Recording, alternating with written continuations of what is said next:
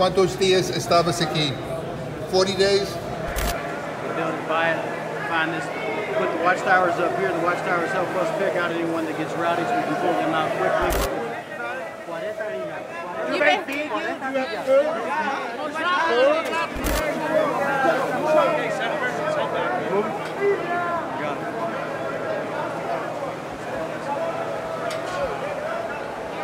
Food? ¿Te dan comida? Oh, come on.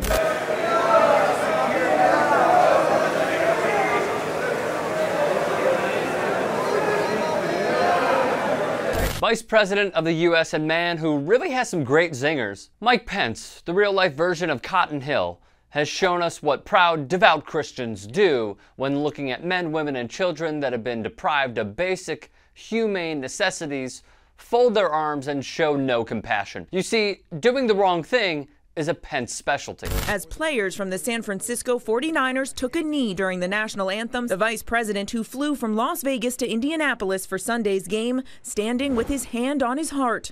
But soon after, he and his wife abruptly left the stadium. Then he tweeted this: "I will not dignify any event that disrespects our soldiers, our flag, or our national anthem." That's right, Mike Pence, the whipping boy for Donald Trump who despises protests, protested. This was not an action upon spontaneity, no. Prior to Pence's attendance, the White House media pool of reporters were told Pence may leave early enough to never leave their vans outside Lucas Oil Stadium. Pence knew the 49ers would kneel, as just the week prior, 30 players protested. So while 30 athletes took a knee, he bolted the stadium. By the way, support Mike on his journey of being a paid protester at shoptyt.com. What's not real, he said, is the slanderous allegations of heartless mistreatment by CBP. Alternative facts. You have to give Pence credit. He is essentially a Fox and Friends co-host at this point. Thought today was a very clean facility where people were being detained indoors. His blind loyalty in spewing the Trump talking points down to a T is marvelous and also revealing. But everyone, even in that temporary facility, Pamela,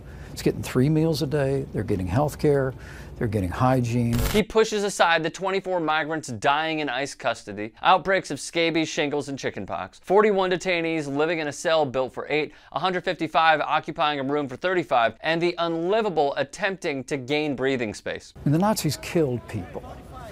Our Customs and Border Protection, as you heard today, are saving lives every day. To which Mayor Pete of South Bend, Indiana would say, "Please don't judge my state by our former governor." Pence loves him some Christianity, except when actually applied to everyday life, like in the book of Leviticus. When a foreigner resides among you in your land, do not mistreat them. The foreigner residing among you must be treated as your native born. Love them as yourself, for you were foreigners in Egypt. The cheerleader of the porn star presidency.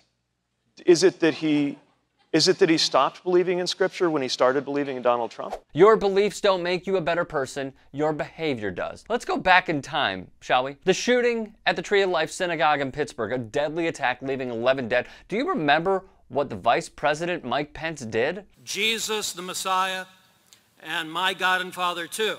He found a fake rabbi named Lauren Jacobs who preaches Messianic Judaism, a tradition central to Jews for Jesus, a group condemned by Jewish leaders as fake Judaism that seeks to promote Christian evangelism. Do you understand how insane this is? To mourn that event with a rabbi who is not really a rabbi, speaking for a group that is actually Christian, is deeply disrespectful. Mike Pence is a walking, talking hypocrite who wraps himself in the flag and stands behind a piece of literature instead of using those values he swore to protect and enforce in his life for the greater good. He gets more infuriated over players kneeling than human beings being tortured, stripped of their rights, starved, raped, and even dying under his watch. He despises minorities risking their lives for a better life and seeking asylum, a mandated right by the United States of America. Speak up for those who cannot speak for themselves, for the rights of all who are destitute. Speak up and judge fairly. Defend the rights of the poor and needy. Someone,